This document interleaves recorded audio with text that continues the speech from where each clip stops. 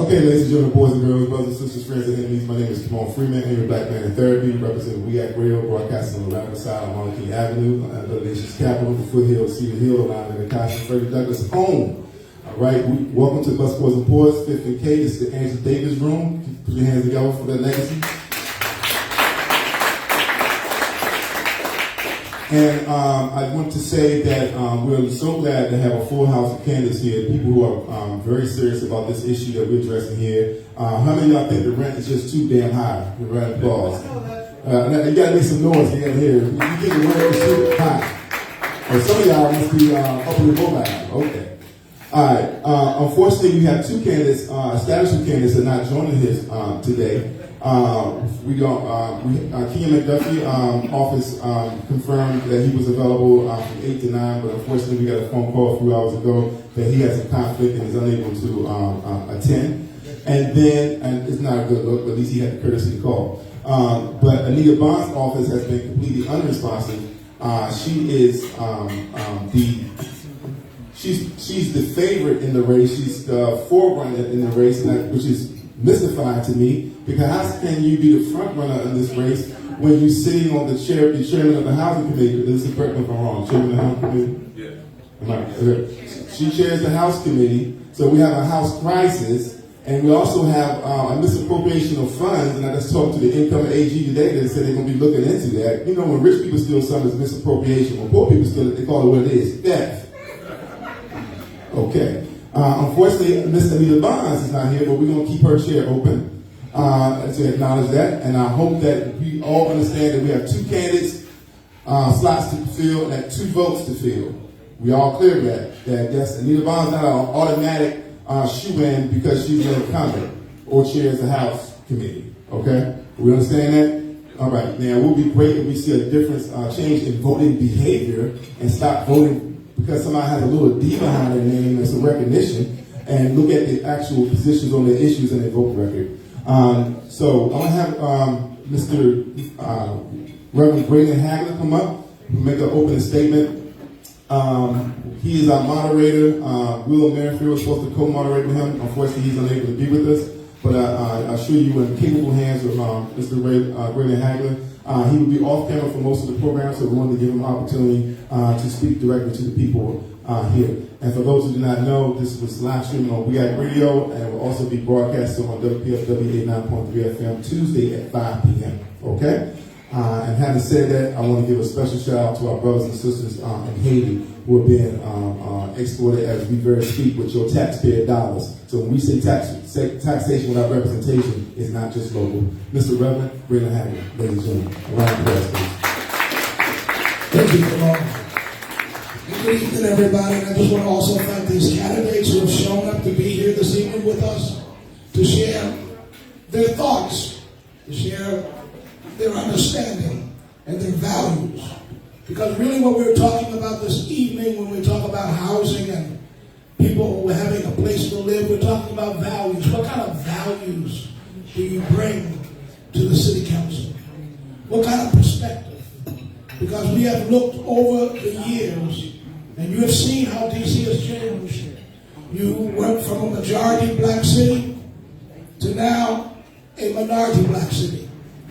And we need to really begin to talk about that because folks who have sat up there on the council have presided over this kind of dysfunctionalism. And they've done it, and they've done it, and done it. And that's why tonight we want to talk about some questions and some issues that are before us in terms of housing. I want to thank you for being here this evening, for taking the time out of your time to speak and to share your thoughts.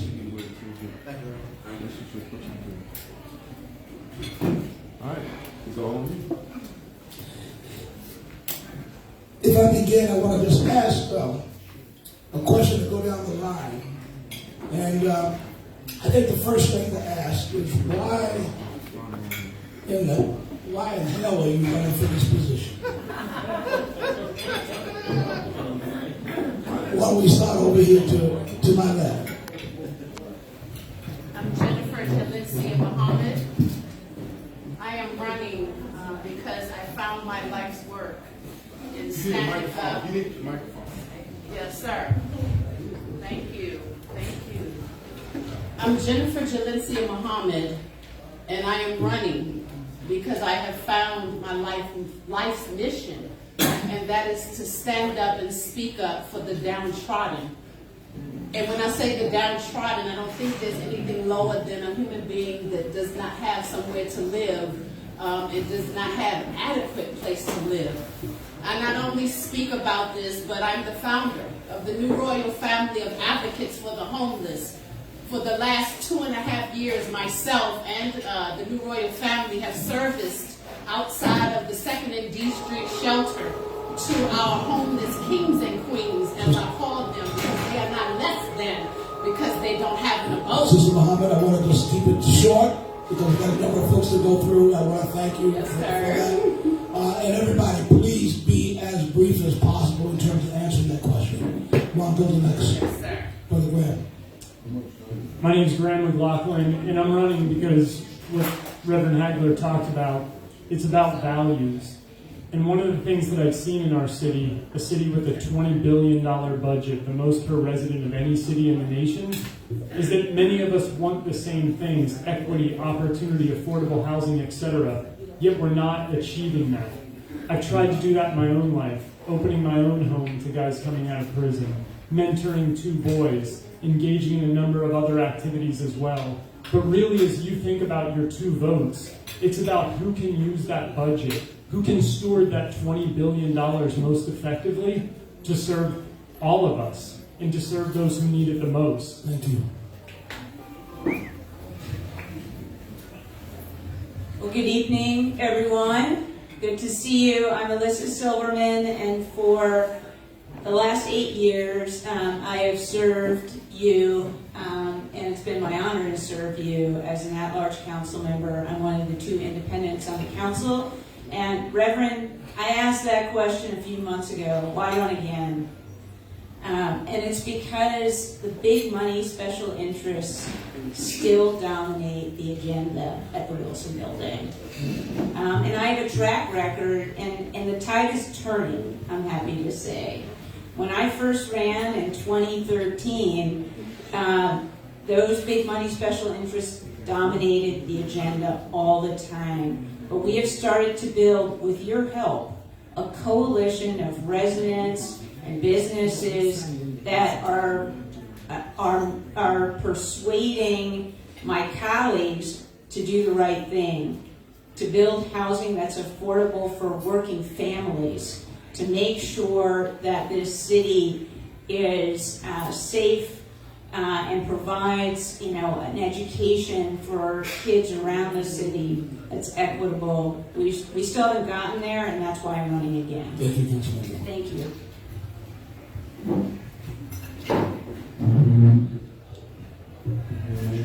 Good afternoon, everyone. My name is Kareem Marshall. I'm a 3rd-generation Washingtonian, and the reason I'm running is because we have a 4th-generation Washingtonian in our house.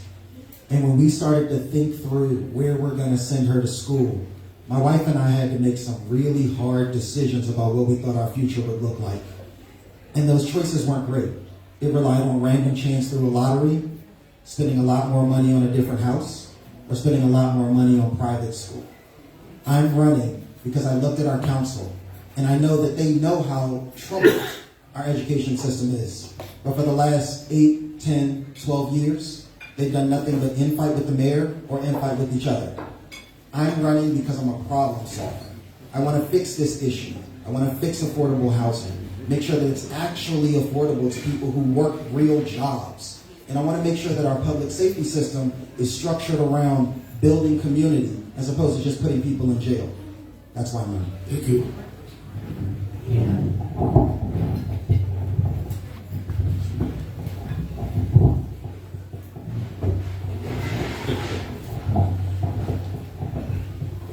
Good evening. My name is Fred Hill. I am a 25-year successful business owner here in the district, hiring over 500 DC residents, 180 returning citizens. And I understand workforce development, but I also understand the need to reform housing justice in the District of Columbia. I also understand how we need to reform our public safety and our education system that we have. I am the biggest proponent of calling for in our education system, returning vocational trades back to the public schools in the communities where these schools were shut down, and getting the opportunity to those who wouldn't have the opportunity right within their own neighborhoods. And I'll keep it short there. Thank you. Thank you, Freddie. Good evening, everyone. My name is David Schwartzman. I'm a retired Howard University professor. I'm a climate scientist and a human rights activist for many years. Why am I running? Because the Wilson Building is developer-occupied territory. And I want to organize so it will be people-occupied territory. It will be tenants-occupied territory. It will be working-class-occupied territory.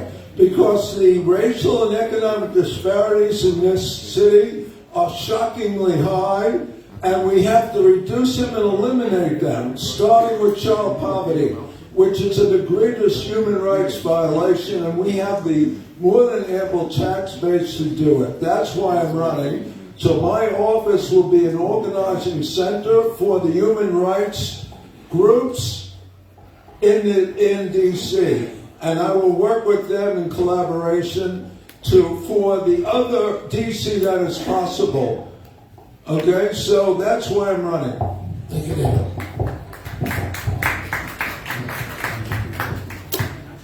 Good evening. My name is Giuseppe Neos. I'm running to be your next council member at large. I'm a third-generation Washingtonian, an engineer, and a Naval Reserve officer. And I'm running because I believe that the council has lost touch with the voters of Washington, D.C. The number one thing that I've been listening to when I've been doing my door knocking in all 8 wards is, what has the council done for me recently? I'm running to bring back better public safety. I'm running to bring back a robust local economy. And I'm also a big advocate of technical development in trade schools, as well as making sure that our parents have the right to choose where their children is best set for their education. Thank you. Thank you. Thank you, candidates. TENAC, the DC Tenants Advocacy Coalition, is pleased again to bring forums before elections. When we got called from WPDF saying, hey, we like the date that you've chosen, we want to do it too, and we welcome them as colleagues and co-sponsors of this forum. And Rob Liardo and myself, Tom Gregory, are here representing TENAC. I'd like to start off tonight with what many of us think underlies some of the problems in DC, and not just in DC, but all of the nation. It seems like that people care less and less about fairness and ethics and morality. And you even hear people who are strong capitalists saying, you know, greed is good, greed is good. It drives people, it pushes them. And here we have, and as I heard quoted just in this last week, and this is even hard for me to believe, that the revenues, the income for the top 3 people in the United States is equivalent to the bottom 50% of the nation. Could that be really true? I mean, something is horribly wrong. And then you see political parties saying, you know, it doesn't matter whether what you say is true or not. It doesn't matter if people lie. If you don't go to jail, or maybe even if you do, if you win and come out ahead, it's all right to do whatever you want to do. To me, that's not civilized. Now, if you win this election, if you become one of the at-large candidates, you will have an opportunity to do something about that in D.C. And I'm wondering, with all the pressures, all the temptations that will be upon you, how can you assure us that you will maintain ethics, fairness? How can we depend on you when normally people say you can say anything if you get what you want? How do we know that we should choose you? What will you do? And since we went starting Candidate's right to go left. Let's start on this other side. And let's go 1 minute apiece.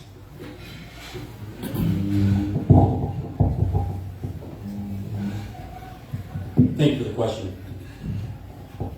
One of the big things about being an officer in the U.S. Navy is we constantly are inundated with training. And I, for sure, have all of the ethics training through the U.S. Navy every single year. So if that doesn't tell you something, then let me just say this.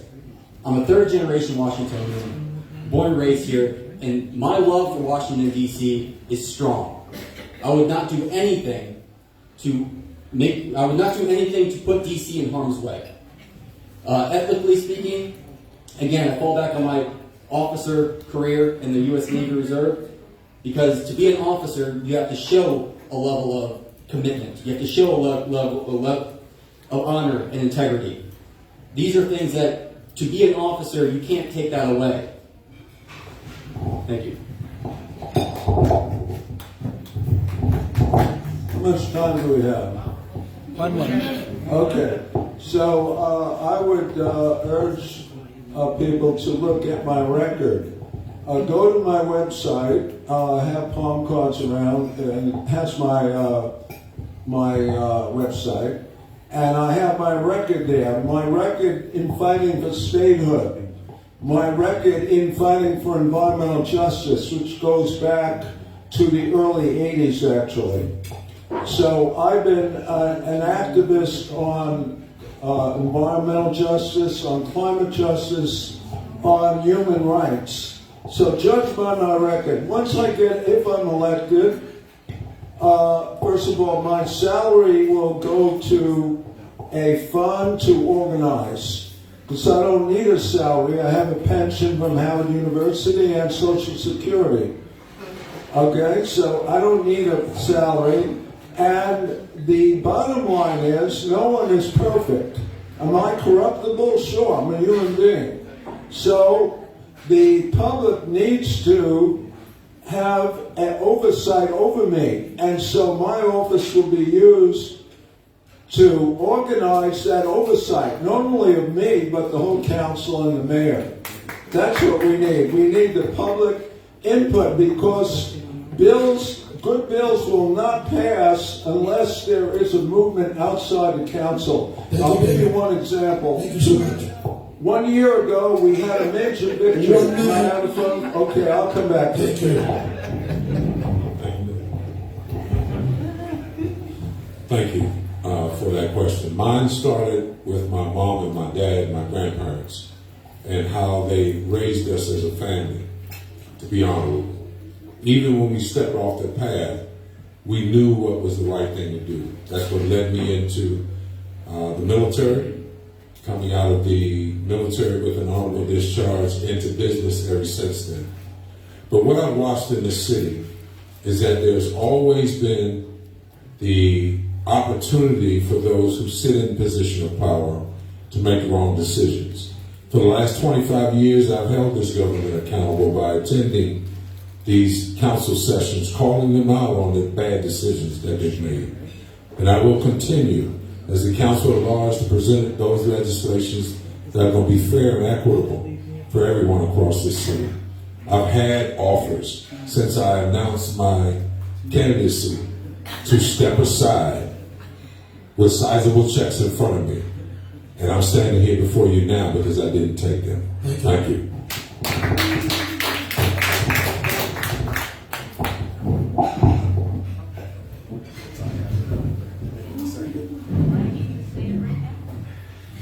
So, my name is Kareem Marshall, and I worked for the district government for about 12 years. And in that time, I have personally had discretionary authority for more than $50 million. There's never been a penny that's gone missing. There's never been a penny that's unaccounted for. I've already shown from the way I work on a day-to-day basis that irrespective of which political figure tells us that we need to steer something in one direction, the most qualified person actually gets those grant dollars. So I've already shown that I'm incorruptible. But the way that I know that I will stay incorruptible is because every day I have to go home to my wife and my daughter and explain to them what I did for the day. And if the entire reason I'm running is to make a better future for my child, how do I go home to her and say that Daddy sold his integrity for whatever the dollar amount? So I would say this. We complain a lot about corrupt politicians and their inability to make hard decisions. Stop electing corrupt politicians. You have the ability to elect 2 people that aren't incumbents, that aren't Democrats. Make a different choice.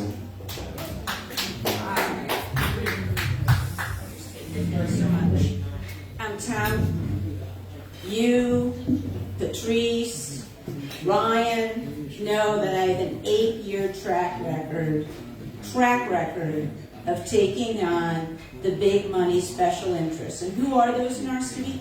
They're real estate folks. And unfortunately, they're the universities who didn't want to give you paid leave. Okay? I took them on, I've taken them on time and again, and that's the reason why they're trying to kick me off the council. This isn't the first time. Let's remember back 4 years ago, we were at the same forum, the same forces that were trying to kick me off the council are trying to do it again. Your question is, when you are the person answering the question, when you have to vote yes or no, how are you going to vote? How are you going to react? I say, I have the right enemies.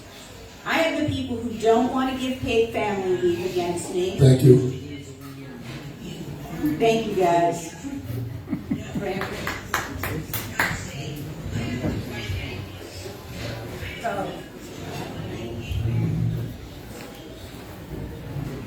Glamour of local campaigns. There's a woman on my team who's creative. She's an incredible saleswoman. She's done an amazing job.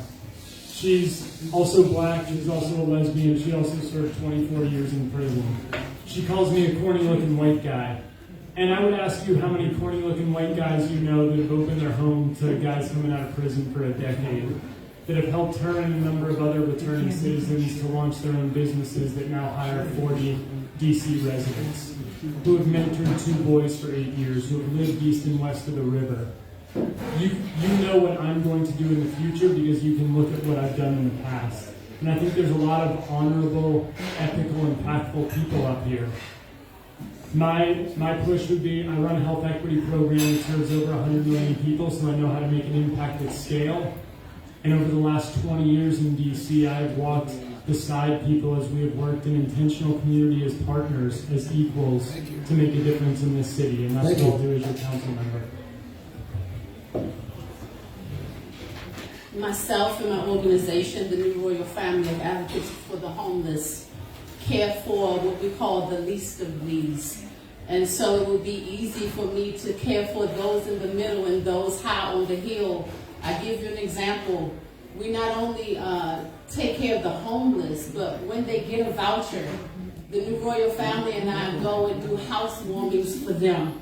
We promise them that we will stay with them until they're back on their feet, so we see them in the tents. We take care of them, they move into their homes, and then we get it beautiful the same way we want our homes to be. And so I call my candidacy the candidacy of love. Why do I say that? Because I want for my neighbor, my brother and sister, what I want for myself. And so with all of the ills that are plaguing this community and this society, I don't think it's money that is our issue, because our communities are run over with money. I believe it is love and caring for one another that will make a change in the community. Thank you. Thank you very much. And that same question goes to Councilmember Anita Barnes. Oh, she's not here. Well, then that question goes to Kenyon McDuffie. Oh, he's not here either. So I want to thank you for answering the question, and I want to just call out those who are not here to answer the question. Now, as we talk about these issues, one thing I want to just lift up, as you know, last week HUD released a scathing report outlining the many failures of DC Housing Authority. including a high rate of vacancies and widespread unsafe conditions. If elected, what will you do to address the need to radically transform public housing and make it the healthy, safe, and stable housing that DC residents deserve? I'll start off with you, Sister Muhammad. Yes, sir. Yes, sir. I have a big belief about the clergy getting involved. Throughout the pandemic, churches closed down. And I felt like if the churches would open up their basements or what have you to those that are in need, and we join together as a community, that we could actually go against HUD. We could say, HUD, you got money, but we have the clergy that can step in and open up their churches. So I won't see anybody in need, anybody homeless, or anybody that's being evicted. And so again, the New Royal Family, we work day and night. We help women on the run from domestic violence. That's another aspect of not having adequate homes. And so if we can work with the hotels, where they open up the hotel for someone who is in trouble without always charging. I don't think it's about money. We have to let the concept of money go and think about unity. If you give, I give, and we have a think tank in the community, and we listen to one another's ideas, how about opening up our homes to the homeless or to those that are in need, being our brother and sister's keeper? And so let's put our ideas together and make a change. We can say, HUD, you do your thing, and then our community will come together to make a change. I would say two major things: transparency and action that leads to results. On the transparency, we need to have clarity on the numbers, the metrics, the KPIs that were the key performance indicators that we're looking at to make sure that we are effectively managing. And then second, we need to get things done. I'll commend Alyssa. She has been pushing on this issue for a number of years, as have other advocates. And I think we need folks who push, and I think we need folks who can negotiate and get things done. If you look at the environmental movement, you need Greenpeace hitting the whaling ships, and you need Sierra Club rolling up their sleeves and negotiating with the big oil companies. I think what I can bring to the table is be a tempered radical and really negotiate effectively and say, hey, we need to measure effectively, we need to act effectively, and we need to get things done. And that's why I'm asking for one of your two votes. Thank you. Thank you. And thank you, Graham, for those words. We need a change of leadership. That's what we need. We need to wrestle control of the Board of Commissioners, because the Housing Authority is run like a corporation. It has a Board of Commissioners which makes decisions, and right now the mayor has a majority block. And the Housing Authority is treated as an arm of their Department of Economic Development. They've lost the mission, which is to house our lowest income families. And it gets back to the big money, special interests. Sorry, I might have lost the microphone. That's right. It must be MRP turning off my microphone. It gets back to what David said about developer-occupied territory. There's a reason why units are vacant. They aren't investing in money so that they have to say, well, we just have to redevelop it and give it to developers. We need a change of leadership, and then we as a city need to make the key investments so people can live in safe, dignified housing.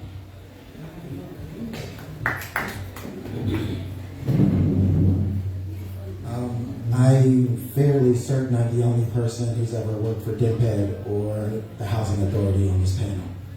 And I can tell you that that report is only the surface of the dysfunction at the Housing Authority. It's also a reflection of complaints that a lot of people in this room have been making for the last decade. So when we talk about how to fix the Housing Authority, I think we need to be talking about it from two layers. We need to talk about the actual operations. We need to recognize that the federal government has been systematically defunding public housing authorities over the last 40 years. We need to think about the fact that as a jurisdiction, We don't work particularly well together as an executive and a legislature to develop some of the plans that are necessary in order to address some of our more intransitable issues. So the first thing I would do as a council member is to actually work with the entities that are governed.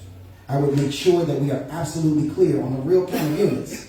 I would make sure that we're clear on what the development plan is for the entirety of the city. And I would make sure that your values are reflected in these plans. Thank you. And then work together to implement them over the next 10 years, 4 years.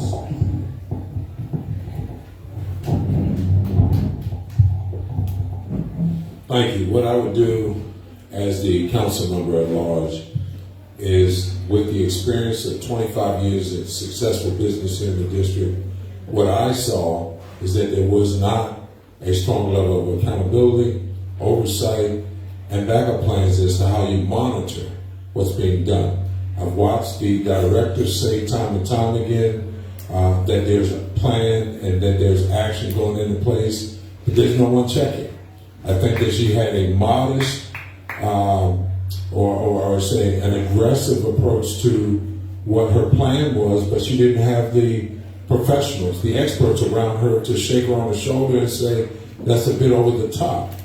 And if you have a plan that measures things accurately, then you can see that before the challenges come. The other thing is that the chair of the Housing Committee and Executive Administration should themselves not have to wait for DCHA or HUD to give a report. Our council should be checking on these people day to day. Thank you.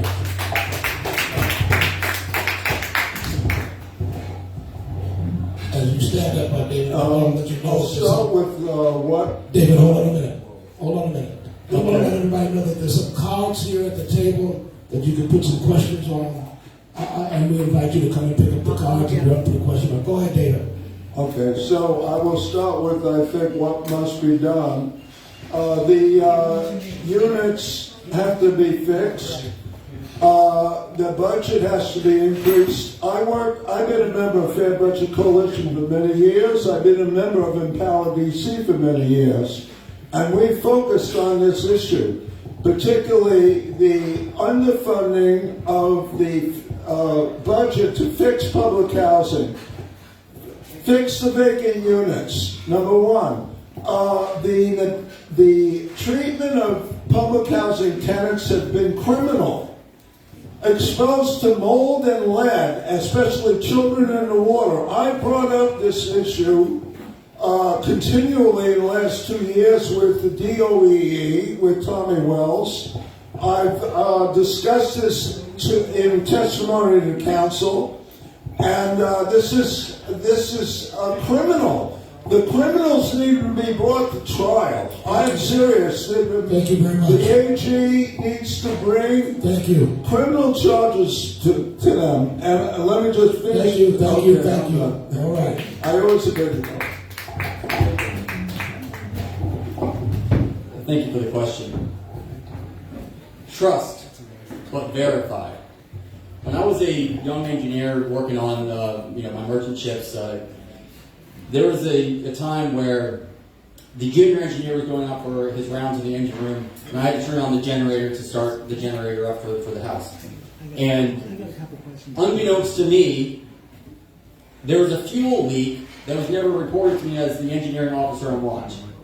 Now, we all can imagine what a fuel leak in the middle of the ocean on a ship can do. It can start a fire, and it's not a good thing. I learned a valuable lesson that day to trust my junior engineer, but make sure to go on around myself and verify with my own 2 eyes that everything is kosher. Now, when it comes to the housing, clearly the council member was not going to the various houses that had black mold in it or damaged facilities. Had she gone there, she would have learned with a boots on the ground approach, this is how we need to improve. Thank you. As we go to the next question, but I want to make a comment because as I listen to many of your responses, you're really naive. Because the dysfunctionalism in public housing has been going on generationally in Washington, D.C. It has been categorically done in such a way as to remove poor people from Washington, D.C. So there has been total deliberate disinvestment. You don't remember when the Housing Authority was taken into receivership. And what they do, they brought down a whole crew from Boston. Because I fought them up in Boston. They didn't bring any solutions. They were just padding a new job. And so we got to really begin to talk about what's going on in this city, that there has been malignant neglect, deliberate neglect. And it goes far beyond somebody not showing up to find out black mold, because black mold been there for decades. And so we need to really sort of, in a sense, wake up, because if we're not outraged, then I don't know what's wrong with us. And if you're not outraged, then you shouldn't be running for office. You got a question? Yeah, I've got a question. My name is Rob Barron. I'm a tenant, DC Tenants Advocacy Coalition. And I feel that we ain't going to get anywhere unless we clarify or abolish that the mayor does not have the implied authority to waive affordability requirements on a project-by-project basis. The projects don't come down through the pipeline. She waives the affordability requirements. I saw where Councilmember Silverman said that in an article, and the question is, if you are elected to the council, will you vote to clarify or to abolish that the mayor does not have this authority, has to abide by law, 0 to 30% affordability income, 0 to 30% area income, etc. Yes, no, all the way down the line. Lindsay? Could you please repeat that question? Okay. When a project comes down the line, the law says there has to be so and so many affordable units. For people making 0 to like $30,000. Section 8 laws. Yep, 30,000. This is actually the trust fund. Right. We're talking about the trust fund. Yeah. Okay, so it's got, in other words, it's got affordability requirements. You got to provide for low income, really low income, middle low income, middle income. The mayor has the implied authority. She's saying she has the authority to say no and waive it for each project that comes down the pipeline. Will you, if elected, support a bill to clarify or abolish the mayor being able to do that, so they have to then abide by the legal requirements to build a certain amount of affordable housing? Will you abolish that, or will you allow the mayor or whoever is mayor to continue to waive these requirements that they build affordable housing for their cronies, for their buddies, for their donors, for whoever? Yes or no? No. You will not support that. In other words, you will. I Wait. think she said she doesn't like it. Will you get rid of that ability of the mayor to do that? I would like to get rid of that, and I hope that I'm answering your question. I am for a certain amount being built. In other words, do you want to take that ability away from the mayor? Yes, I would like to. Okay. That's what I'm saying. Graham? Yes. Alyssa? So let me just clarify. So we're talking not about the housing authority here, but the Housing Production Trust Fund that you are putting as taxpayers $450 million into this year. And what you're talking about is a bill I have currently before the council saying, follow the law, Mayor. 50% of the money needs to go to, I hate to use the jargon, but 0 to 30% AMI units. Deeply affordable units, people working at the minimum wage. We've never followed it. We need to start following it, and I look forward to everyone supporting my bill. I'd actually go further. I don't think HPTF should be used for anything other than affordable housing. Like, we currently use it as mezzanine financing to close the gap in projects. They can get that money in the market. We shouldn't be subsidizing that with public money at all. Okay, but would you support that? Yeah, sure, but I'd also offer a floor limit to make Sure, I it know 100%, not 50. I would take issue with that, but that's a dream thing you're having that. Sure. But that's how I feel. I never get to it. Okay. I'm against the mayor having that ability or authority. one of the other things that we really need to consider is that when we look at the models of income, I will be pushing to have the income based on reward as opposed to the current model that we use.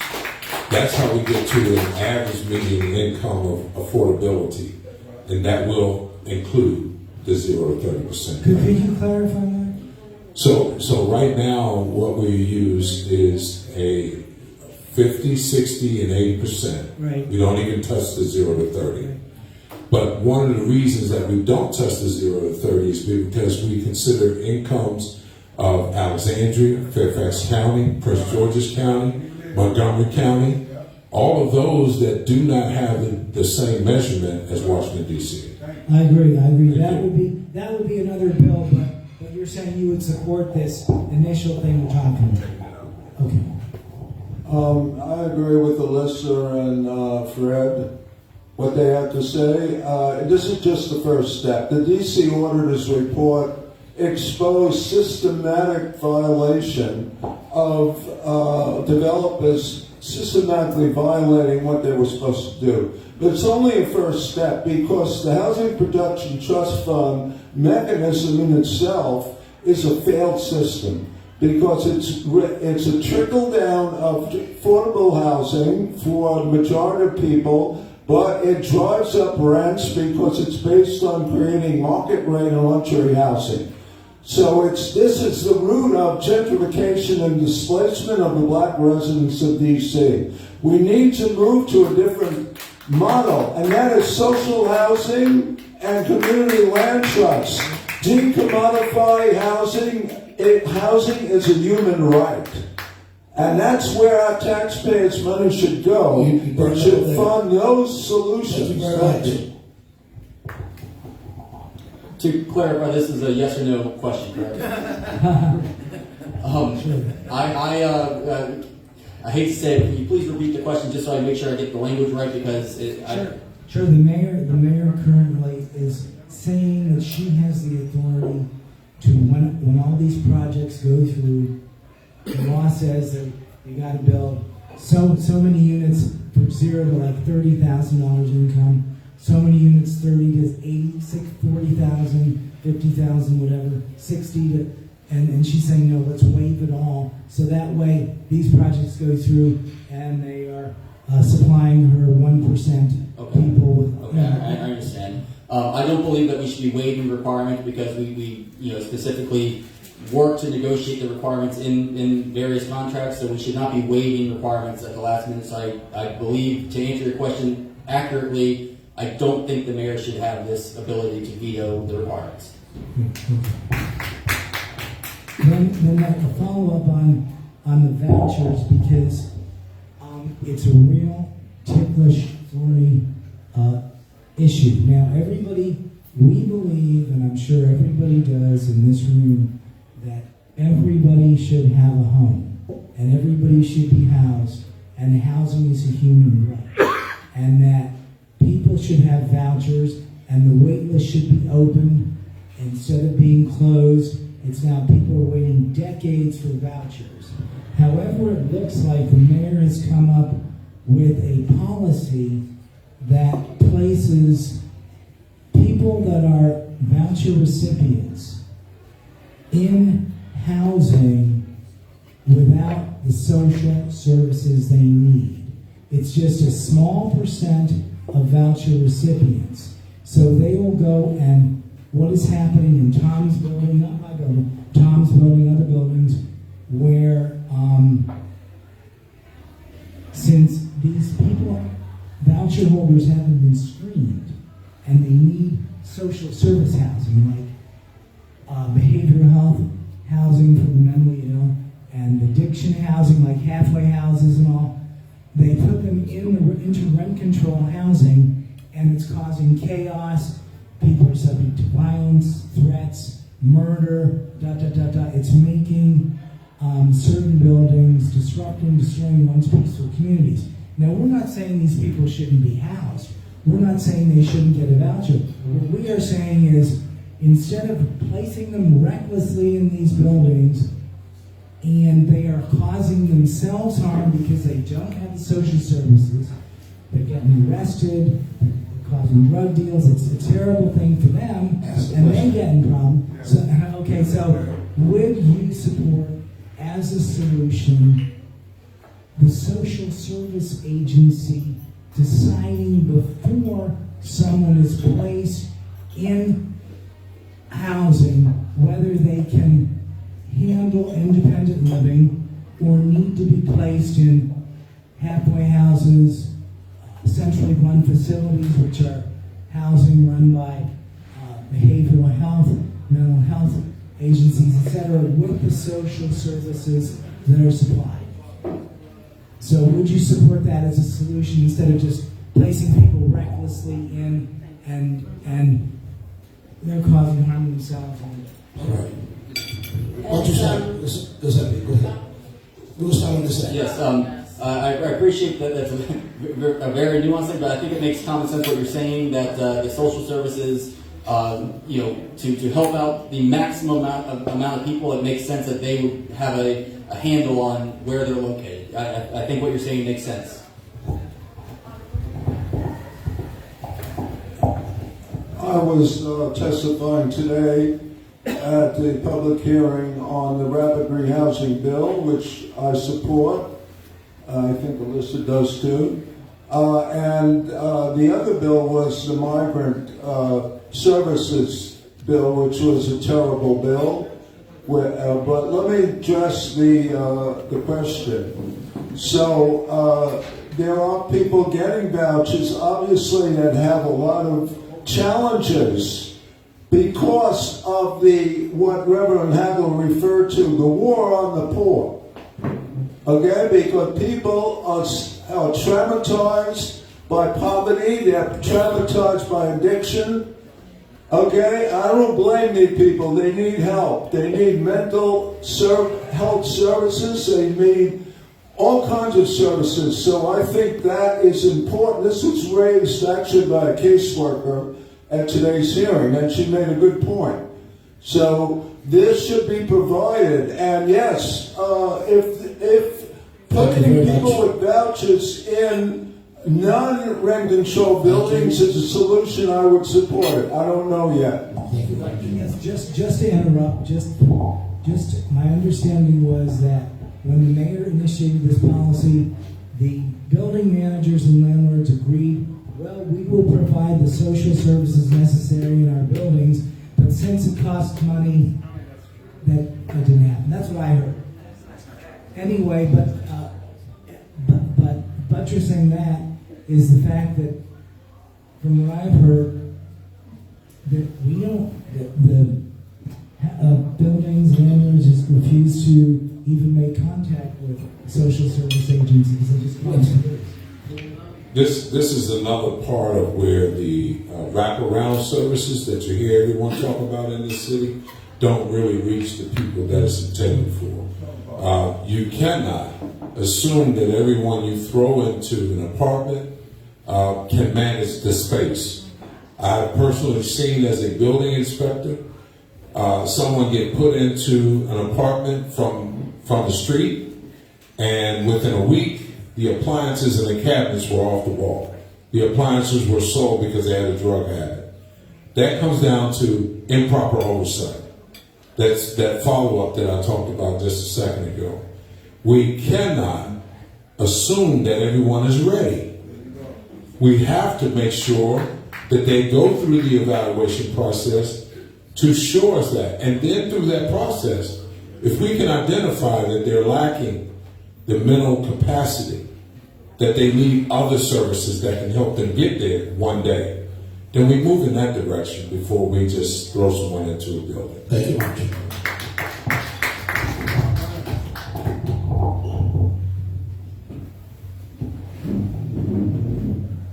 So the short answer is yes, I'd support that. But I think the reason we're dealing with this problem is that the solution that the government came up with was it was more important to get people off the street and into housing first. And the assumption, the promise that was made was that they would provide services through the government along with that placement. Now, the challenge that you're experiencing is that those services haven't followed the tenant. So part of the failure is that our council chairs haven't been doing the oversight necessary to say this money has been appropriated for this purpose, but it's not being spent. Why is that? And what solution do we need to come up with to make sure that it's being delivered? I think we have to be very clear with our council members. We need to expect them to be able to do the follow-up throughout the course of the year. Oversight doesn't just happen in January and March and April. We have to make sure that we're paying attention all year. That's how we make sure that the government actually does its job. That's how we make sure that your tax dollars are being spent appropriately. Thank you very much. Thank you. I do want to clarify what we're talking about when we're talking about voucher holders. If you work the minimum wage, for the minimum wage in this city, you can't afford a market rate one-bedroom apartment. Okay, so there are thousands of voucher holders who live in rent-controlled buildings and you don't know that they're voucher holders. What we're talking about is a specific type of voucher called permanent supportive housing. And these are the vouchers that were used to move people from tents indoors into homes. And the reason why it's called permanent supportive is for the services attached to it. When you get either a local rent supplement voucher or a Section 8 voucher, as you call it, that doesn't come with any services. That's just because you're low income. You're working at CVS and it doesn't pay a lot. The permanent supportive housing vouchers come with services, and the issue is not that the landlords haven't provided the services, Thank you. Reverend, but the city hasn't held up its end. Thank you. Thank you. I'm torn on this question and may lose some votes here. I don't think that we can always, as a city, and especially people of privilege, and especially white people, say, I want X to happen and Y to happen, and I want to live in my beautiful home, and I want everybody to be supported, and I want this, and I want that. We have to view that we are interconnected in our shared liberation, and I think when we think about that, it means that, sort of to Reverend Hagler's point on the outrage that we should feel on 15-year life expectancy differences and 84x wealth gap differences and the highest senior food insecurity in the nation, and then sort of saying, well, like, folks are living in buildings and, gosh, they're disrupting buildings, and absolutely there needs to be services, but it's just, this is such a broad question of all of the things that we need to be doing as a city, and this is sort of the manifestation of the tip of the iceberg of all kinds of challenges. So, yes, I believe we should provide more effective mental health services, Thank you. and the government will not save us on this. We need to think about how to lean in as a community together. As a permanent supportive housing case manager, I know firsthand what is going on in terms of support with mental health, substance abuse, and the like.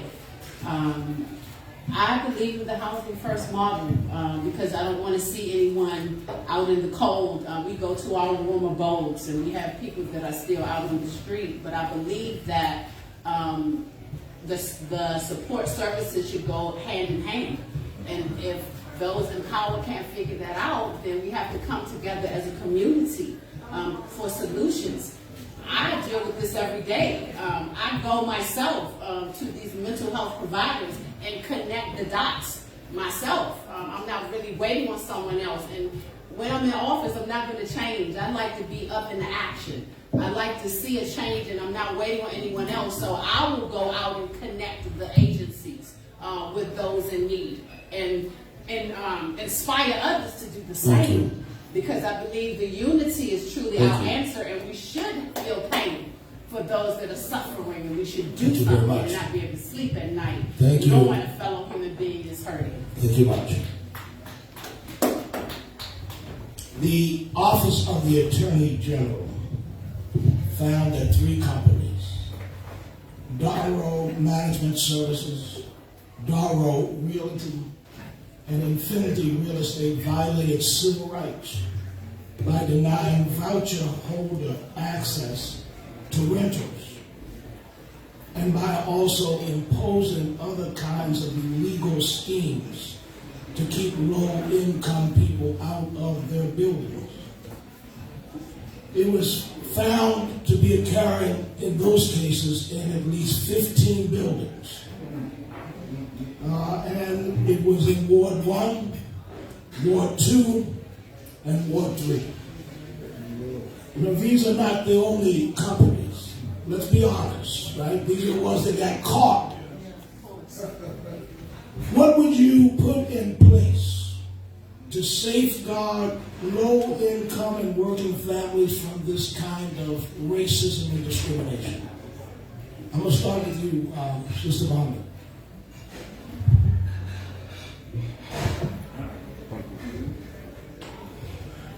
I will certainly continue to meet with the community to have an outcry for these injustices.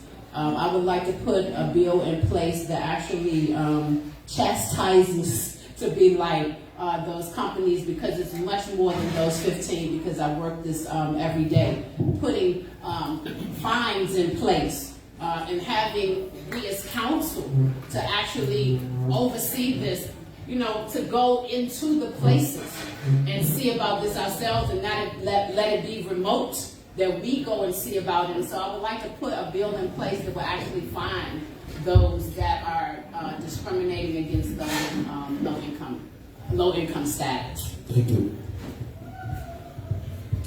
I wouldn't answer that with my own knowledge because it will be limited and have significant blind spots. So as we think about the way we make policy, we should center it and hear from those who are most impacted. So we create a working group of both individuals who have permanent supportive housing vouchers and who have been challenged to find housing or in it.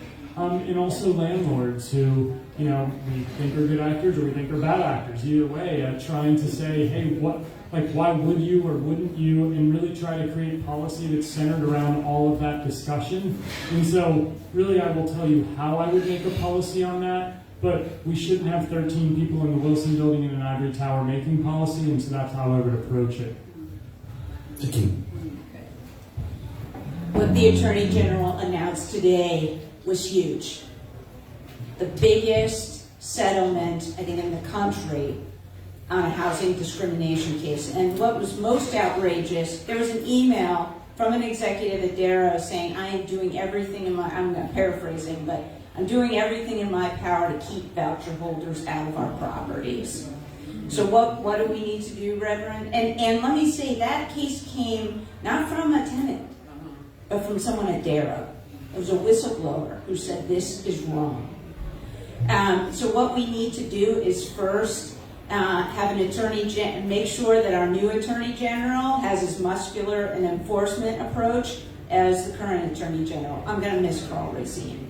We need to put more money as a council, appropriate more money to the Office of the Tenant Advocate, because the case actually came through the Tenant Advocate and referred to the Attorney General. We need to empower both people like the employee at Darrow and tenants to come forward when wrongdoing occurs. Thank you very much.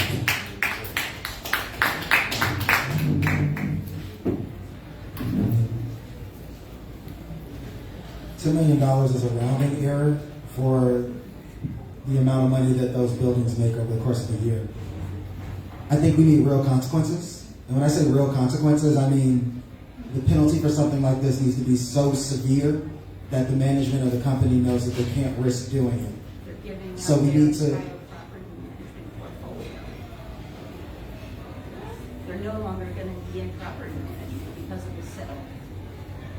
That's significant. So how do we cut people off? Can I speak for myself? Go ahead, Kareem, go ahead. Okay, so when we talk about penalties, the penalties actually need to be real penalties. And I mean asset forfeiture. I mean we need to be looking at these properties as potential things that we can take and use for the greater good of the residents of the district. We need to be very serious about making sure that the penalties are so egregious that a company can't just shutter, reincorporate, open up as a new company, and do the same business either here or elsewhere by dodging and abusing the legal process. So that's what I mean by real penalties. I mean, if you do something like this, you don't get to do business in the District of Columbia anymore at all. Period. That's right. That's right. If I may, I want to just clarify something, because in that settlement, they cannot do business for life in D.C. I understand that. But if they reincorporate, the people who work there can work here. If they reincorporate, look, dude, you gotta stop. It's mad rude. It's incredibly rude. Can I get my time? Now we're going to Brother Hill now. Brother Hill, go ahead. Thank you. Yes.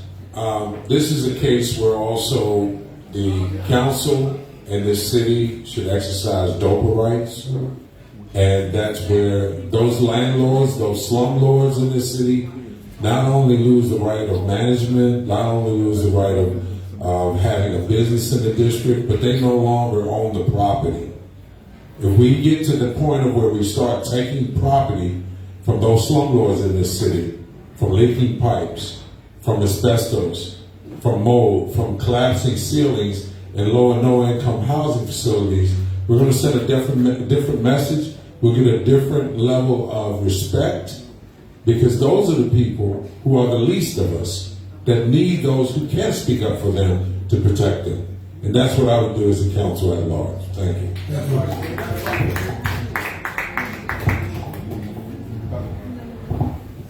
I agree with Mr. Marshall's point that there needs to be penalties. And our Attorney General, by the way, pointed this out regarding McDuffie's donors, one of whom is a notorious slumlord that is involved with, was involved with Congress Heights property and subjected tenants to intolerably unhealthful conditions.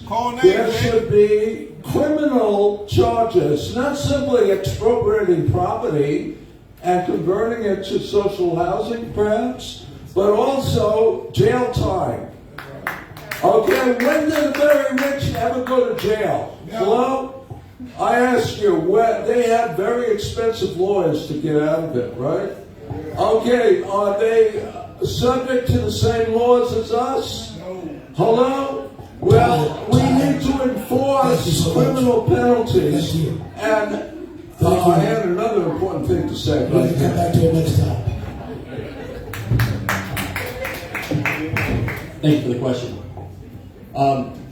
I do agree with what Mr. Marshall was saying about, we do need to make sure that we have the utmost penalty when you do commit something like this, because this is egregious, especially in today's age. I also think that we can have different systemic methods of quality assurance to make sure that people can come forward if something's happening that is askew. And lastly, hold on, I forgot what I was going to say lastly, but no, I think that quality assurance makes a lot of sense here, and then the people that are committing these egregious crimes should be come to justice.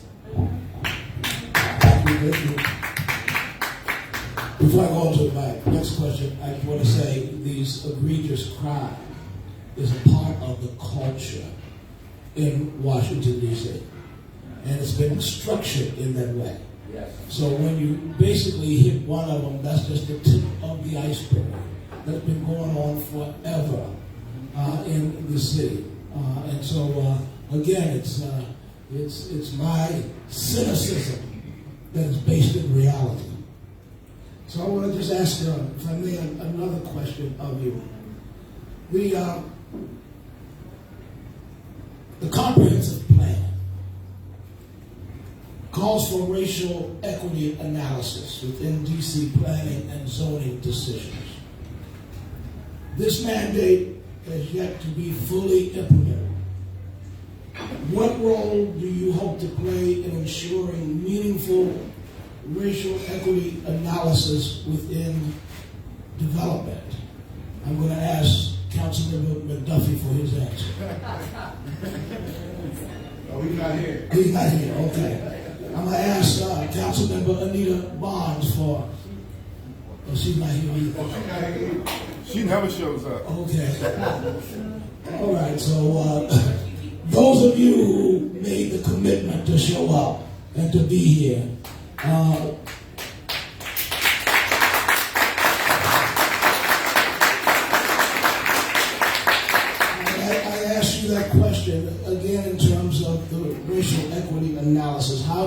ensure that that's a part of development? Right, I'm gonna start over here with you. Thank you for the question. Growing up in Washington, D.C., one of the things that, as anyone who's grown up here can really value is D.C. is one of the most diverse cities in the country, if not the world. I think London is the only other city that I know that has a cultural of everybody.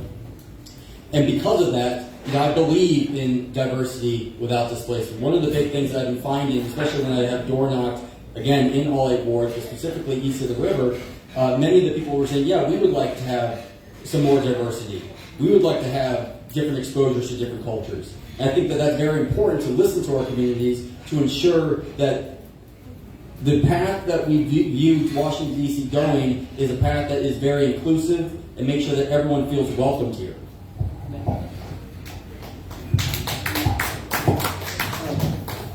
I was a member of the coalition to get the REACH Act. And it's a step forward. It's monitoring legislation and programs, but that isn't enough. Yes, we need analysis, and that's good, but we need bills, we need legislation that makes a material impact in reducing racial and economic disparities in D.C. And I'll start with child poverty. Number one, we can basically eliminate child poverty by raising the TANF income support to the highest national level, which happens to be white children in New Hampshire are getting.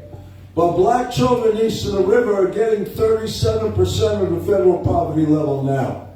So that's one concrete thing we can do. And there's much more because we have a huge wealth gap, we have a huge income inequality in D.C. We got to address that too.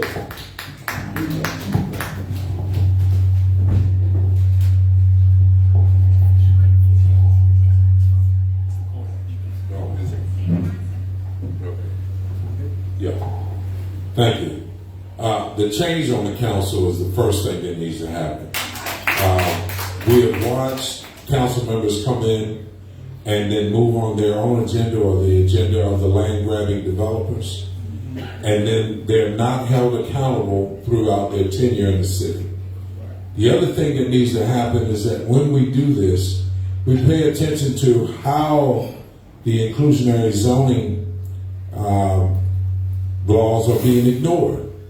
I mentioned earlier by having a measurement by ward of the income would really shake up this game of what's affordable, because it's only affordable to those who can afford it right now.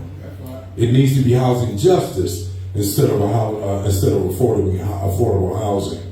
The other thing that we need to make sure that happens is that as you look at development projects that take place in this city, the small businesses that are being ignored and excluded don't get the chance to hire the local residents. Thank you. As what we need. Thank you.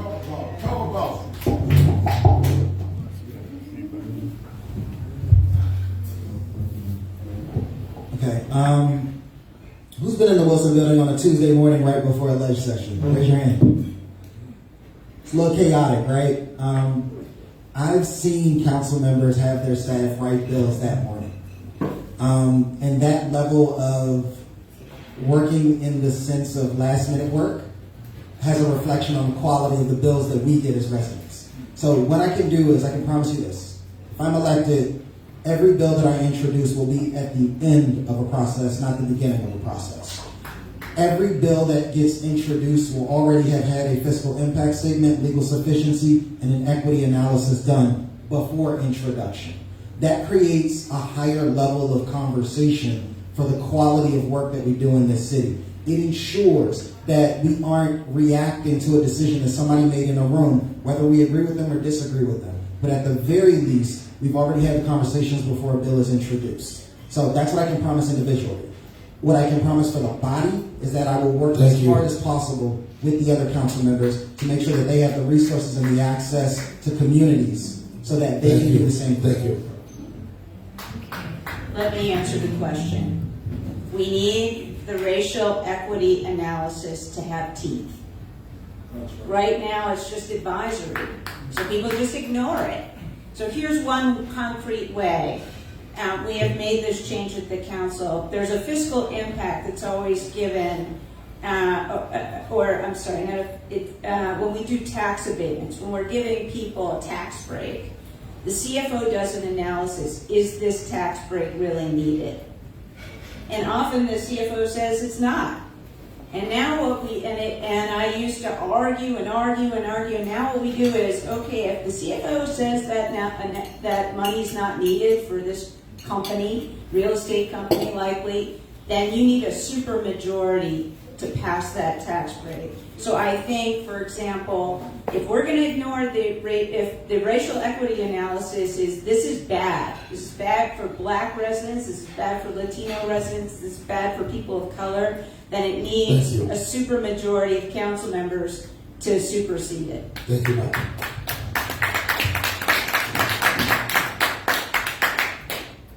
I'm just frustrated and sad and angry, and that we keep noting these problems. You know, it's the over 80x black-white wealth gap, the 15-year life expectancy difference, the fact that a new grocery store just opened, but since it was announced, we've had a baseball stadium and a soccer stadium, and I think 6 grocery stores in 1 days. And so what I don't want to do is demonize one side or the other and say, gosh, this is who's holding up, etc. I want to put as much level of development in places that have had historical lack of investment, and structural racism has caused vast differences, to just get stuff done. I'm tired of saying like, oh, we should do this or we should do that. We should just get stuff done. What's it take to get a grocery store? What's it take to incent small retail businesses? Make that happen. It's going to be talking with different groups and getting people at the table and not saying you're the problem, but saying let's just put the investment in that gets it done. As a council member, I would like to introduce a bill that has a community fund. And so that will actually cause all of us to be responsible for whatever disparities or whatever racism is going on, where we will actually have the whole community to give of their income. So we take care of our community personally. That is not somebody else's job. And so I want to sign it into law that we have one in each ward. And so we begin to take care of ourselves monetarily, spiritually. That will bring down the way we look at some groups, or way some groups are treated. We take care of the people ourselves, before the people, and we do it ourselves, and not wait on anyone else. Thank you very much.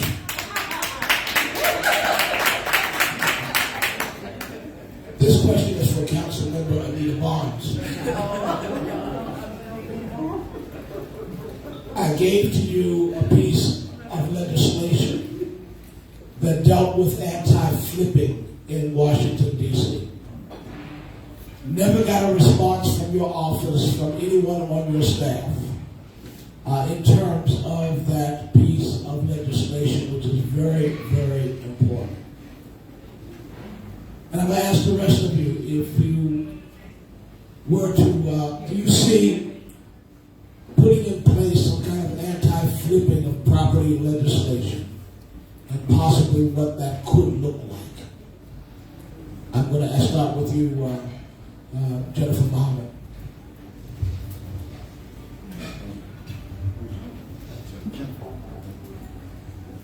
Again, having a heart for those that are hurting and those that are in need. If flipping properties is making monies for those that are rich or what have you, and it's hurting those at the bottom, then I want to put a law in place that actually fines those individuals and those companies for doing such. And again, this problem is going on, it's been going on for eons. And so I think if we put our minds together, again, I'm not a council person that has all the answers. I'm a council person that wants to hear from the community.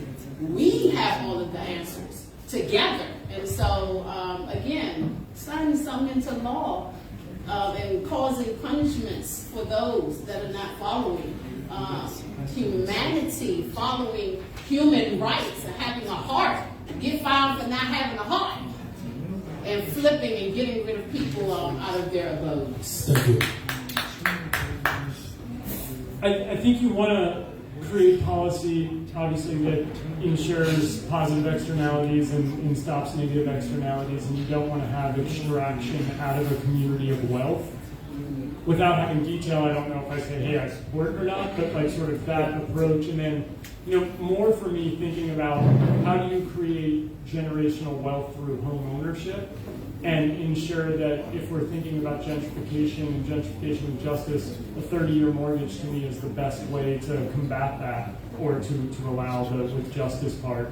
And so I would really think about how do we create the most effective home ownership policies in this city, and certainly, again, ensure that we're not extracting wealth from the community, but would focus on really trying to ensure that every person in DC has a path to home ownership.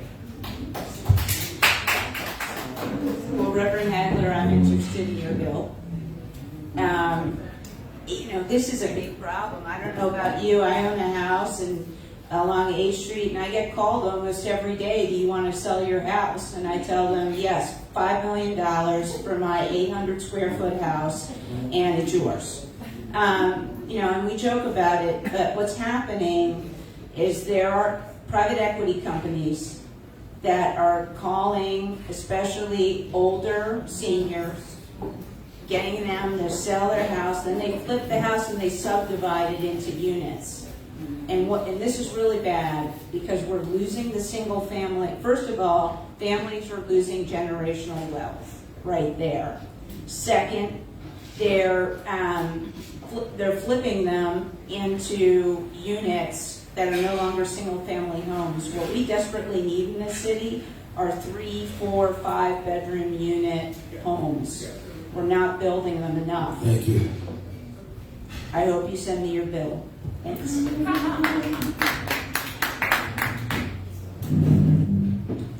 So, Reverend, the interesting thing about flipping is that there's two problems with it, right? Like, it usually is because some senior was bamboozled out of their home. Amen. But also, we don't have particularly good contractors in this city. I don't know if any of you remember, one of the city council members actually had such a bad flip because she was looking for a move-in ready house. She had such a bad flip that the developer who did the renovation in the house had to buy it back from her. And that's not uncommon. Many residents in the District of Columbia are just looking for a house that they can move into and start to build their family, but instead they end up buying a limit. And the speculation in the market distorts our housing market, which exacerbates the shortage that we're all living in. So one of the things, actually, go to my website. I actually talk about this in a little bit of a degree at marshallfordc.com. We've got a housing tab. But one of the things that we can do is realign these incentives and make sure that the money that people are making by buying low, holding, putting in a little bit of work into a house and then selling it at an inflated rate is actually less profitable. Thank you.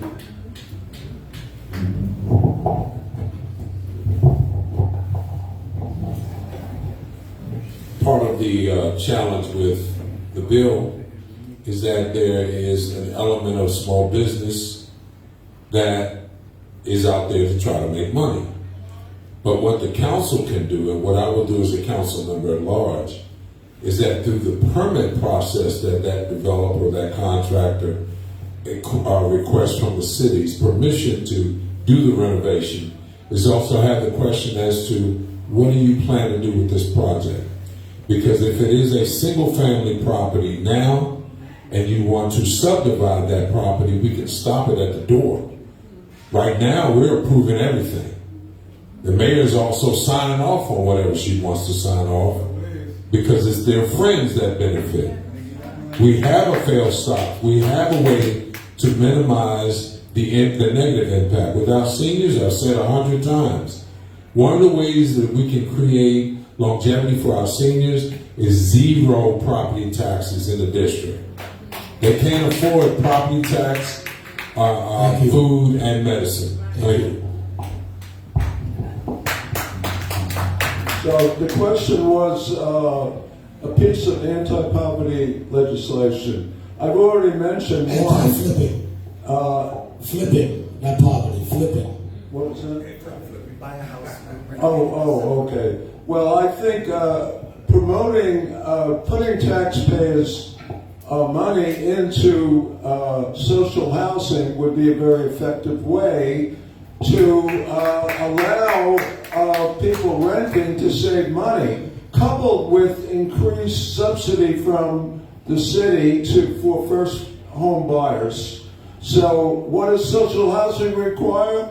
You know, a household will pay no more than 30% of their income for housing. That's in the rapid rehousing bill, by the way. Same provision. It's a big step forward. So that will allow people to save money. And by the way, the passage of the tax hike for the rich, one last year, gave revenue, importantly, to raise the DC earned income tax credit. Thank you very much. Of low-wage workers. Thank you. That was anti-poverty too. Thank you. Thank you for the question. People should not be getting taken advantage of by nefarious people that are trying to flip houses and sell them immediately. I think that I am very much an advocate for home ownership, and if someone wants to buy a house and fix it up and live it for the rest of their lives and create generational wealth, hey, more power to them, because that could be a fun project for the rest of their lives.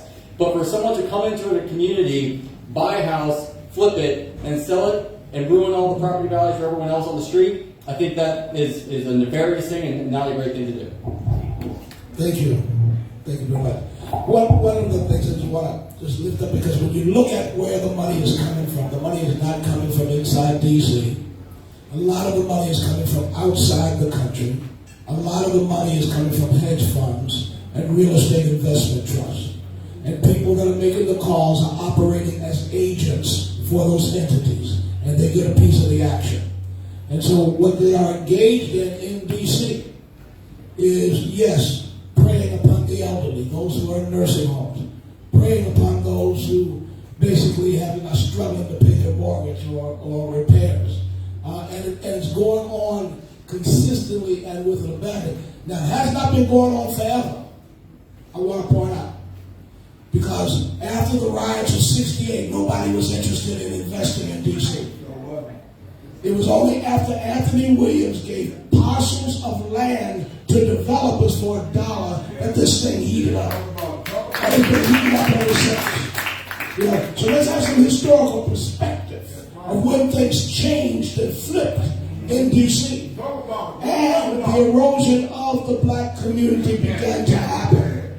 And so, the fact is that I'm just saying let's wear our answers with some history of what has taken place in Washington, D.C. Now, I have a question that if you have 2 votes, and you do have 2 votes, I'm going to ask you, who, other than yourself, who else would you vote for?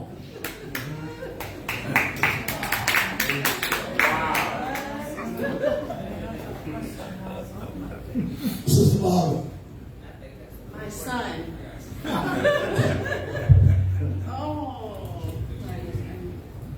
It have to be on the ballot. Right. Technically, she's a writer, so. I really, I admire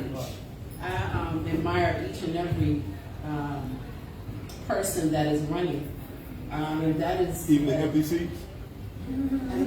Even the empty seats? I admire all because I don't know their struggle. They're my predecessor. I'm new to this arena in politics, so I admire those that have tried their best before me. I am a humble spirit, and So who else would you vote for? I'm going to have to waive. I'm going to have to pass that question. All right, let's go to the next one. Respectfully. I've just got to work hard to get elected myself as a change agent, but it will certainly be someone who shows up. Well, I will answer the question. I'm a voter just like you are. I'm voting for David Schwartzman with my second vote. I'm voting for myself with one of my votes. And I'll tell you why. And this question was asked at last night's forum too, and there were some non-answers and answers. Today we were in a hearing on the Office of Migrant Services on, this very challenging issue we have, as well as talking about vouchers. And who shows up to testify? David. He's there. He's at the Wilson Building.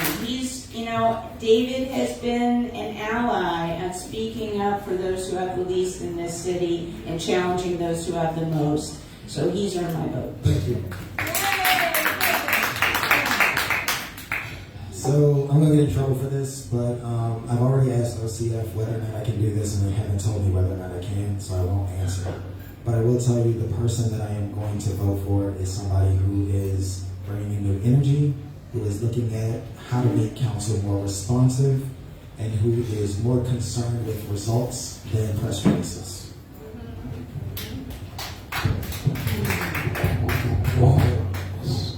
Brother Hill.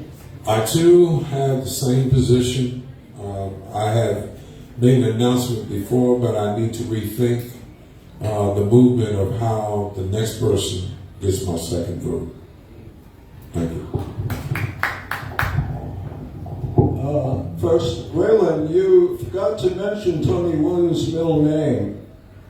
Balance the budget on the backs of the poor.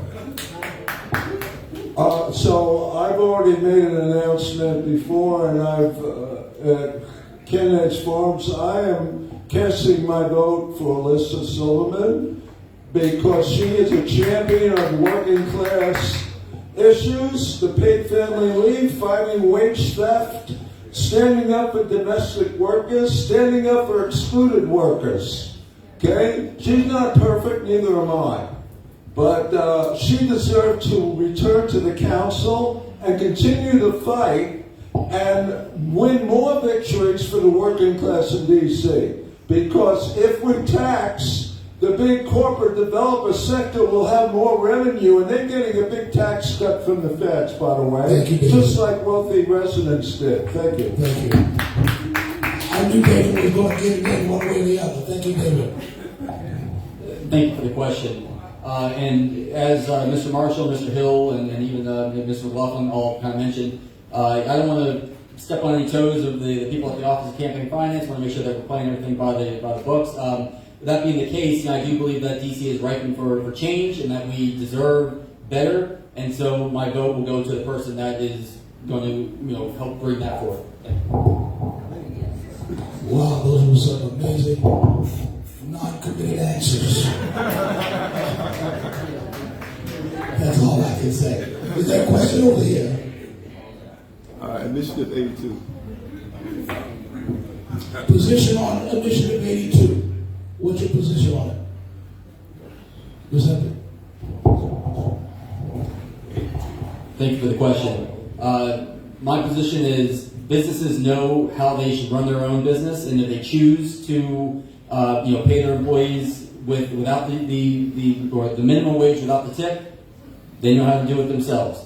If I were to be your council member, I would make sure to uphold whatever the vote is, but I'm going to say no at this time. Well, absolutely support 82, and it's on some of my posters, by the way. And just like I supported 77, and I was with you in the hearing room, Reverend Hagler, when we argued that the repeal of 77 was an outrageous assault on democratic rights. Thank you. I had one of my first jobs as a waiter many years ago. And one of the things that really got to me when I heard this come about was that there are millionaires and billionaires that own these restaurants. And the building with the name on it doesn't sell the food, doesn't serve the food, and doesn't get people to come back in like me today to reinvest money there. I support the worker because they're the ones who give us the special touch to make me want to reinvest. So I am not for those business owners who don't want to make sure people get their worth. Break bread, everybody.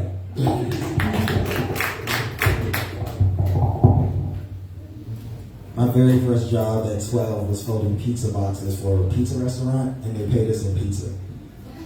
So yes, I support Initiative 82. I just wish that we had given more information to tip workers about how their standard of living wouldn't go down if people stopped tipping. And I think that's the one thing that would have made this universal if we had provided that information on the front end. But yes, I support 82.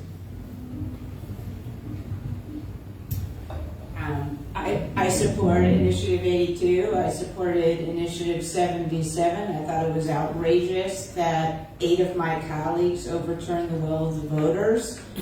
That's all I have to say. Pretty aligned. If we're going to talk about democracy, if we're going to talk about statehood, and then we're going to overturn the will of the people, we have no leg to stand on. It was a complete abomination that we would overturn the will of the people, and so whatever the will of the people is, I would support. I wasn't familiar with Initiative 82, so I cheated to hear what that is. And of course, I support workers being tipped. I have been in the service industry many years ago, and that was a way to feed my child. So I absolutely support it. Let me throw a little more education in here. Because the tip was developed after emancipation. Because they did not want to pay black folks a wage. They wanted black folks to grovel for whatever they got. And so it came out of that whole very racist white supremacist scenario. And we've been trying to overthrow that paradigm ever since. And so the issue is that in no place else are folks really given a subpar wage and supposed to have to make it up in tips that are not regulated by anybody and nobody really looks at, so you don't even know if somebody's actually getting the minimum wage. And so I just wanted to clarify that because the issue is, again, it's a matter of knowing your history, right? Where these things came from and what these things represent and what they continue to support. Got another question? What's the question? I can't see it.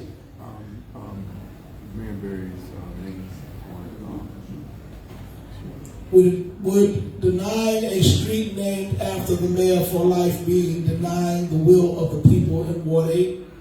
Question.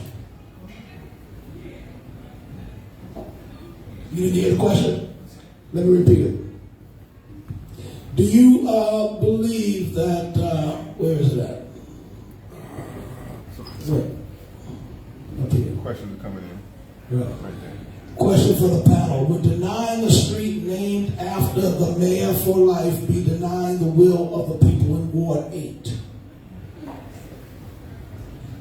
Start over here with you, Ms. Muhammad. I'm going to say, if we're referring to the late Marion Berry, yes, he gave me my first job at 14, so I honor him as an ancestor. Thank you. And to answer the question, would denying having a street named after him deny the will of the people? I believe in majority rule. If that is what our citizens want, put his name on the sign. Thank you. Yes. Yeah, I think generally if citizens speak up for something, we should honor what citizens say. So I'm not familiar with anything specifically that is up for legislation, so if I'm missing that, but would be for any referendum, et cetera, that folks put up. And I think more generally how we, Reverend Hagler, you have done that for us today. How do we make sure that we are honoring history and understanding history as we move forward, so that we move forward in the most effective, equitable way? And I think this speaks to that. Marion Berry didn't give me my first job, but he gave me probably the most significant endorsement I ever got in 2014. Shocked everyone. He endorsed me, and I think he helped me win that election. The proposal is, so my colleague Trayon White has a proposal to rename Good Hope Road after Marion Berry, and I want to make sure Ward 8 residents don't have some attachment to Good Hope Road. But if they're supporting Ward 8 for it, I will support it.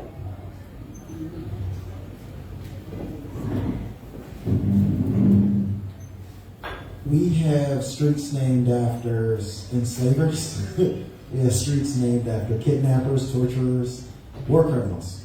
I don't see why we wouldn't have a street named after a man who served this city for 16 years as mayor and then several years thereafter as councilman. I guess the question is which street?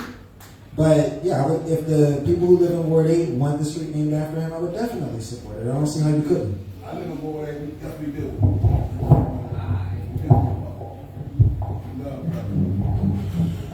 Ditto Kareem on that. Good Hope Road would not be getting hope if we didn't name it after Marion Barry. One of the things that people need to understand is that this man is the one who's responsible for building middle-class African-American families in this city. He was the one who set the road for educational opportunities in this city. He was the one who built a lot of millionaires in this city, but died broke. He didn't care more about himself than he did a lot of other people. So we definitely need to honor him with the name of Good Hope Road to Marion Barry. Yes, of course. I took my students at Howard University to Good Hope and Naylor to see a slump phenomena in my environmental geology class. So I know that street pretty well, and of course it should be named after Marion Barry. By the way, the last conversation I had with him was in the toilet, and he expressed a great interest in the DC Public Bank, by the way, and we need that, and that would be high on my agenda once I am elected, but I'll push for it who's ever elected.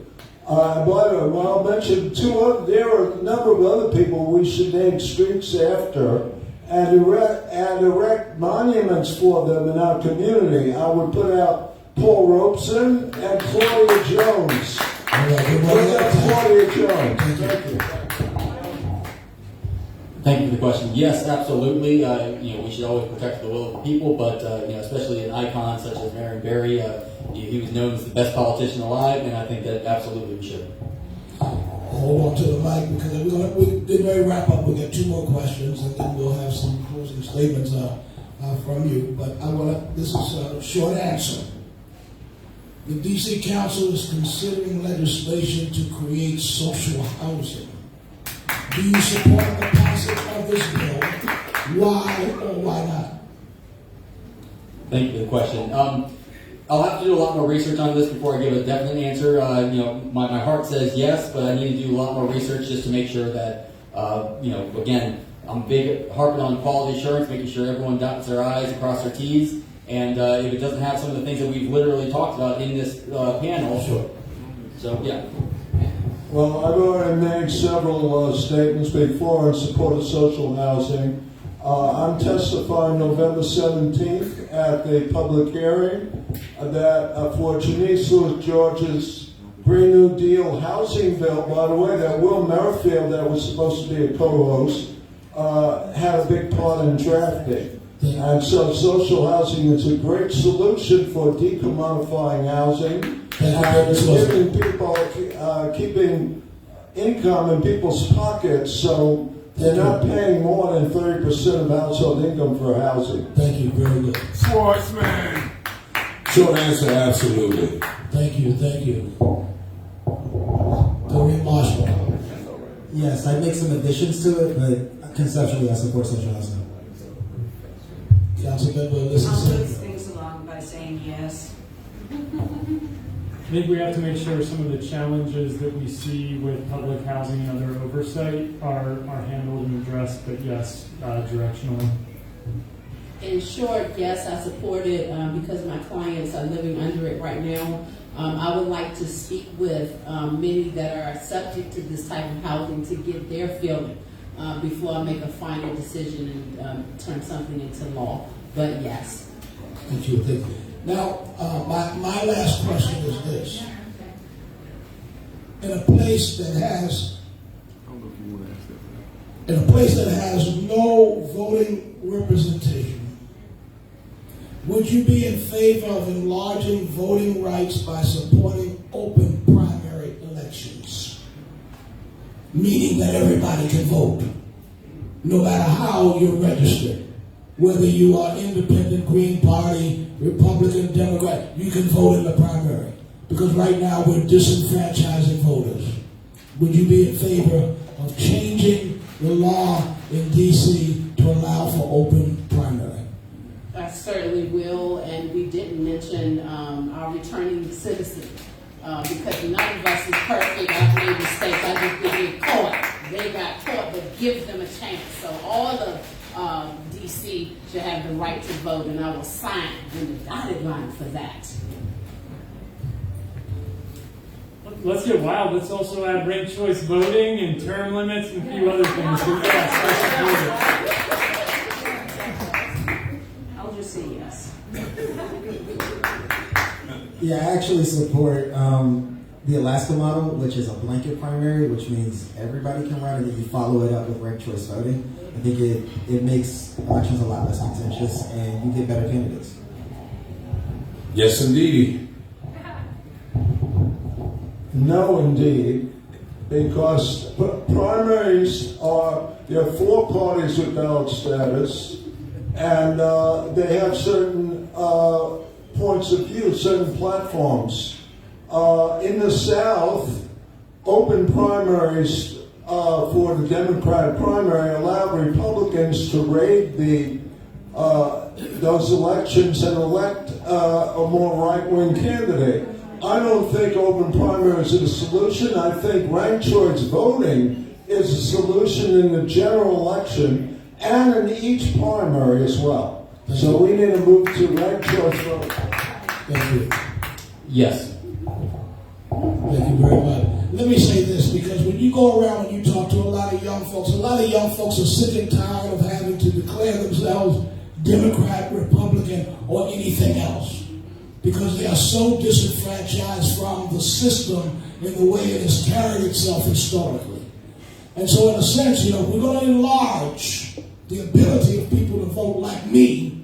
I'm an independent. I have remained an independent because I don't want the Democrats to depend on me, and I don't want the Republicans to depend on me, or the Green Party. Because my spirit is an independent spirit.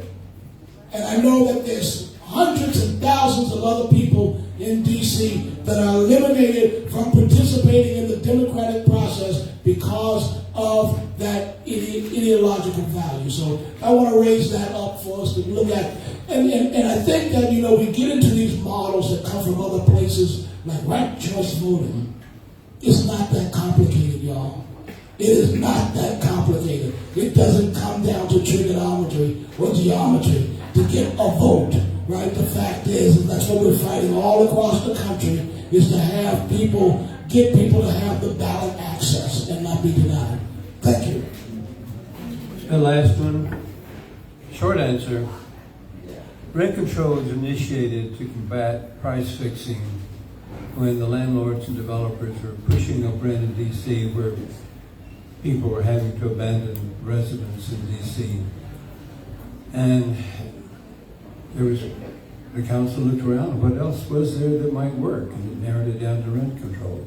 Since then, the landlord's influence on the council has corrupted rent control horribly.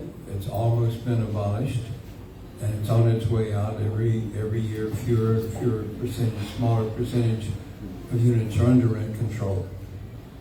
A lot of people say we need comprehensive reform of rent control to restore the values and fairness to renters. Question, would you support a comprehensive reform of rent control? And I guess let's start to the right this time. Yes, I would support that. Yes, rent control should be expanded to all buildings, and protection for tenants needs to be strengthened as well, so the landlords don't get to just raise the rents according to some formula. We need to protect the tenants because the rents are too damn high. A one-bedroom rent now, market rate, is $2,500 a month. 2 bedrooms is $3,500 a month. The majority of residents in DC cannot afford those rents, okay? That's the bottom line. That's why the Housing Production Trust Fund, which is driven by creating market rate housing with a trickle of affordable housing for lower income, is a failed mechanism. Thank you. Yes, I would.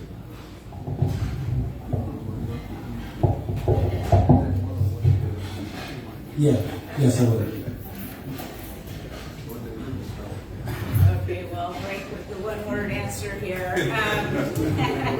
So yes, because rent control is such a valuable tool to allow, I would say, there aren't that many tools that we have for middle-income families to live in this city. And rent control is one of them. We need to reform it, though. We need to do comprehensive reform, and it can't be the third rail issue that it is. No one wants to touch it. But this is one of the best tools we have to keep housing affordable in our city, especially, in those big buildings we talked about earlier on an unrelated question, but 4,000 Massachusetts Avenue. How many people live in that building? A lot. And it's rent controlled, and that keeps it affordable for a lot of people who couldn't live there if they didn't have rent control. Yeah, kind of complimenting Alyssa's point. You used the term comprehensive at the beginning, so I guess I would say comprehensive housing planning and really thinking about what in totality is our strategy for affordable housing. I think that's supply, I think that's thinking about rent, I think that's a lot of other aspects, so I like the comprehensive part of your question. Absolutely supported. Thank you, panelists. I want to say thank you for your participation. Thank you for your willingness to run. I want to thank WPFW and TENAC for sponsoring this evening. I want to wish you all the best of fortune and React Radio. Anybody else on this? Have a good evening. We'll give you the opportunity to close out. Again, I'm going to keep you on a close timer so you can time yourself. I'm going to give you 1 minute. And the first minute goes to Anita Barnes. Anita, are you here? Anita, are you here? She's in the same place with Kenyon. They're hanging out together again, so they didn't show up here because they figured that they got the votes, I guess. So anyway, we're going to start with you. 1 minute, Sister Mohammed. First, I have to say I'm so honored to even be in the race. There are so many things that need to be talked about, discussed, and changed in DC. And I think what I bring is love for human beings, for equality, for justice, for a fellow neighbor, a fellow wayfarer. That is what I stand for, and I'm committed to being the type of councilwoman that will be not sitting in the office, but walking amongst the citizens to see what their needs are. I'm what they call an empathic being, so I feel the hurt of people, and so I really can't sleep if there's another human being that is suffering. And so this is why I entered the race. So if we are looking for a change, and there's a saying that says what the world needs now is love, sweet love. Thank you, I am the candidate of your choice. Thank you. What's your name? I'm Jennifer Jalencia Muhammad. Write me in with November 8th.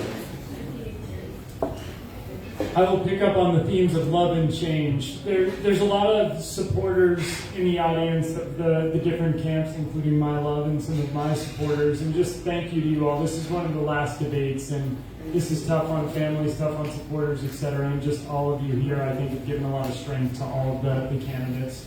And on the change point, this is a critical election. You have two choices. Who's going to steward our $20 billion budget? who is going to provide the type of oversight that provides support but also accountability. I run a health equity program that serves over 100 million people, so I know how to make an impact at scale. But I've also walked deeply in community with people for the last 20 years, opening my home to individuals coming out of prison, working with individuals who launch their own businesses, to hire DC residents, and working with young people in the city as well. My name is Graham McLaughlin. I'm asking for one of your 2 votes to drive positive change in the city. Thank you.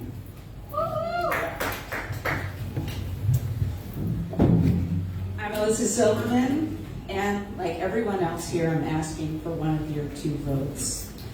Let me thank the organizers. Let me thank WEAC Radio, Kimon, Tenac. You guys are always fighting for renters. Let me thank Reverend Hagler for being the moral conscience of our city for many, many years. There's a reason why nurses, grocery store workers, construction workers are supporting me, because I've delivered for them, for working people in this city. I've taken on the developers and the big money interests who want to push working people out of the city. It is a fight that is one that I think we will win. Yes. And I ask for one of your 2 votes so that we can do that. Thanks so much, Alyssa Silverman. All right. Hey, Marshall. My name is Kareem Marshall. I'm number 2 on the ballot, and I'm asking for one of your 2 votes.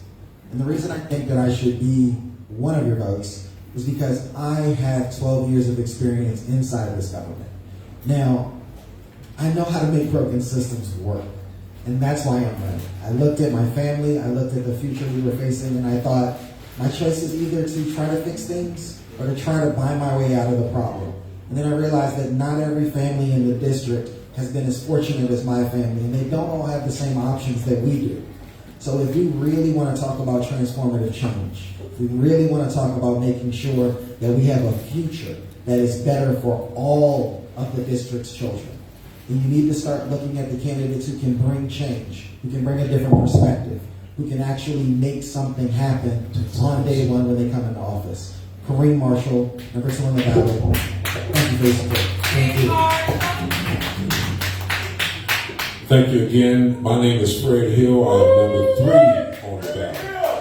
And I bring the desire to see our police department officers, our educators, the cooks, the janitors, and our sanitation workers, also fire and EMS, all get a 30% pay raise because they're grossly underpaid. Go ahead, Fred. If you don't want to give them a pay raise, then take the DC income tax away from them and real property tax away from them and make them new homeowners again back in the city. And the other thing that's going to do is people are going to spend money where they live. That's going to raise our tax base here in the city. Stop giving money to the developers and make everyone who earns over $1 million a year pay their fair share of taxes. I'm Fred Hill. Thank you.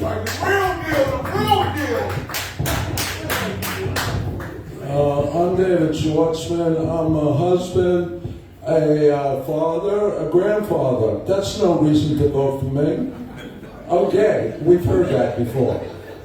So why support me? Because I'm committed to using my office, the full resource of my office, to organize a movement outside of the city government. Because that's the way to get real change. Okay, and the example was last summer when the hike on the tax rate of the rich was passed. By the way, in the first vote, Mendelson, McDuffie, and Barnes voted no. The second vote was unanimous, and the mayor didn't dare veto it. Why?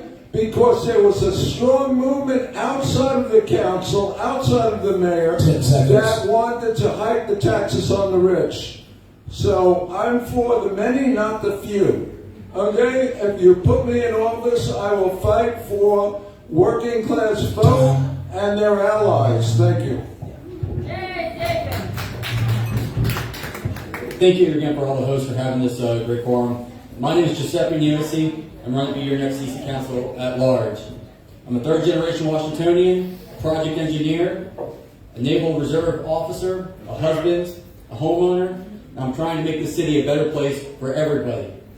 I vow to make sure to show up in every single community, to make sure that I am accountable and have the integrity for everybody in Washington, D.C. And I'm asking you to have one of your 2 votes this upcoming November 8th. Thank you, everybody, for being here. I really appreciate it. I'm going to keep it brief. Thank you all